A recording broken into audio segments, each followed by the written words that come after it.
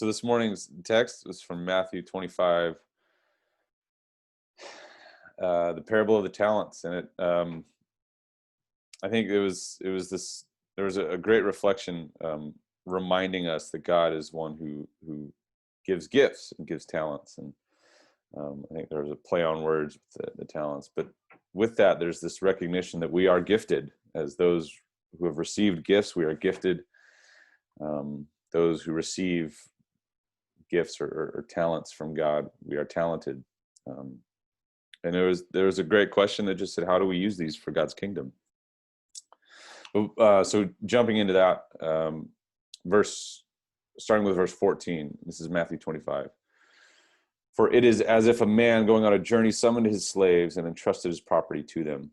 To one he gave 5 talents, to another 2, to another 1, to each according to his ability. Then he went away. The one who had received the 5 talents went off at once and traded with them and made 5 more talents. In the same way, the one who had 2 talents made 2 more talents, but the one who had received the 1 talent went off and dug a hole in the ground and hid his master's money. After a long time, the master of those slaves came and settled accounts with them.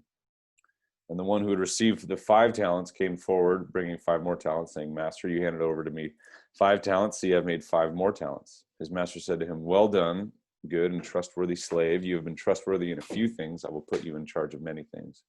Enter into the joy of your master. And the one with the 2 talents also came forward, saying, Master, you handed over to me 2 talents. See, I have made 2 more talents. His master said to him, Well done, good and trustworthy slave.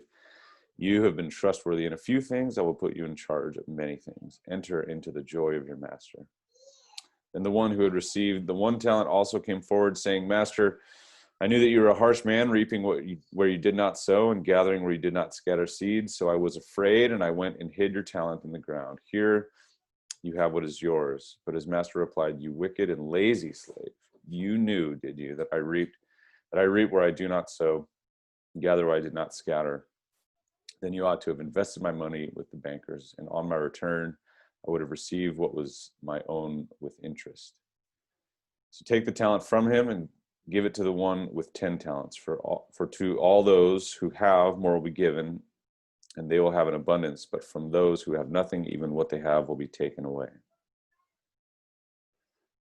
So I think that there's some interesting stuff for us to think about, and especially as we consider the ways that God blesses us.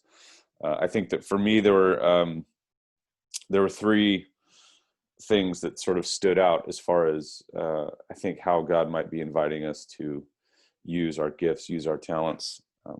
But first, this morning, there's something funny. We got the kids some desks, some little, child-sized desks, because we're doing school from home these days. And yesterday, I think Evelyn had wanted to draw something for Maddie, but it was late, and she said, no, it's time for bed. And Evelyn said, okay, well, I'm going to get up early and I'm going to draw you a picture, and it was one of those moments like, okay, sure. And but sure enough, this morning, Maddie's getting ready for work. Evelyn gets up earlier than normal. She goes straight to the desk, draws a picture with a bunch of hearts on it, gives it to mommy. And then I'm kind of like, Maddie goes off to work. I'm sort of getting stuff done. And I go and I'm like, it's awfully quiet. Like, this is scary. And so I go and I try to find where Evelyn is. And sure enough, she had crawled into our bed with Parker, who is always there. And she had fallen back asleep.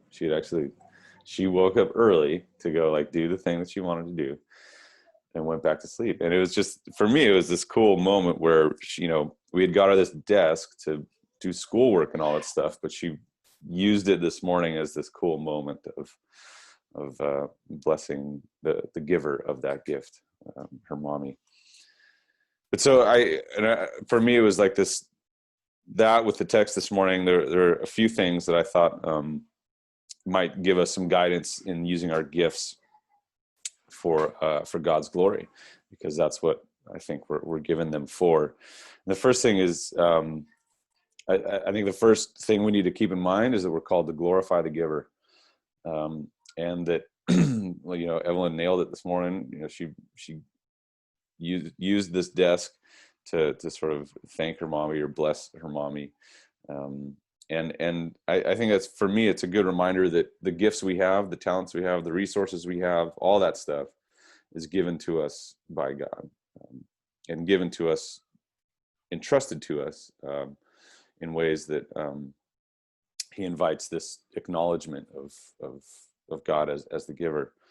And so that's the first thing. I think we're called to glorify the giver. And second, I think we need to connect the particularity with the purpose.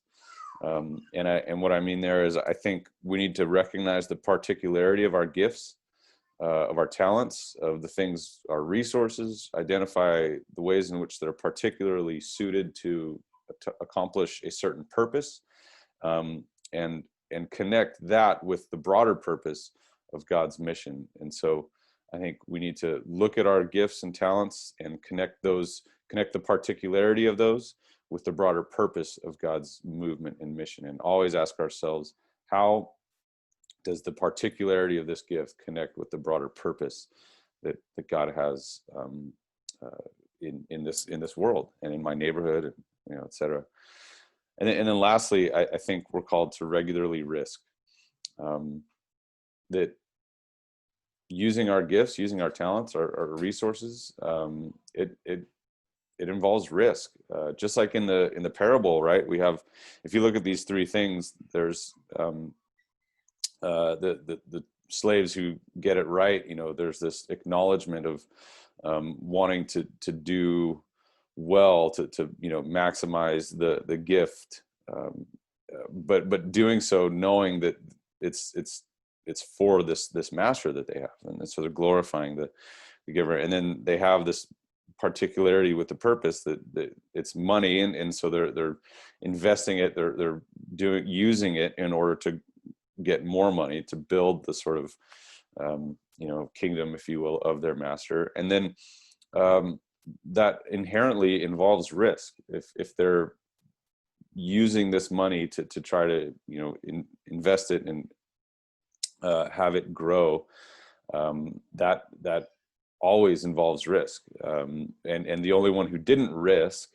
was the one who just buried it in the ground and said, all right, I'm not going to even touch it because I'm scared of losing it. And so I think for me, those were a few things that helped remind me how I might consider the things that God has blessed me with, gifts, talents, resources, and reminding that I'm called to glorify the giver of those gifts, that I should be connecting the particularity with the broader purpose, and regularly be willing to risk in order that God's kingdom, above all, and his mission might be established here on earth as it is in heaven. Amen.